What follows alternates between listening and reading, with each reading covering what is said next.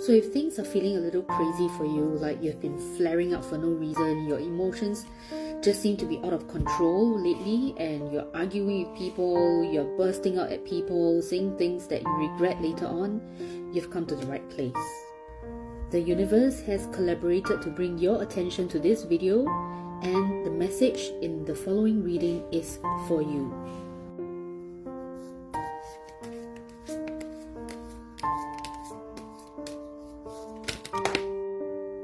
This is the Moon card, and as we all know, the Moon in itself is a shadow and a projection. What does that mean? The light from the Moon is actually a projection from the Sun. It does not come from itself. And so, what does this mean for you? It means that when you are flaring up at someone, it's not really about who put the coffee cup in the sink and didn't wash up. It's not really about why didn't you tell me about the meeting, and it's not about the person who shoved ahead of you in the MRT or the bus. What the Moon card is really asking you to look at is your fears and your illusions from something that happened in the past.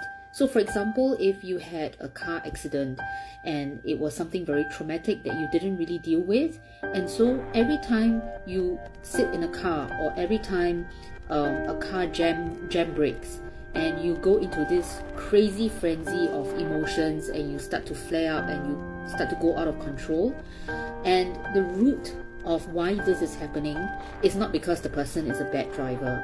It's because of a past traumatic experience. So what do?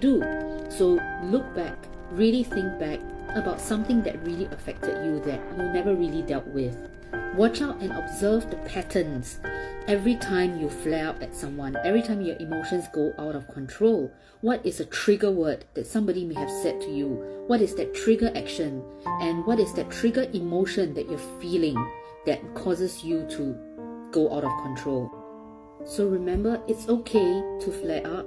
Don't beat yourself up over it. You're not a bad person. You're not a lousy person.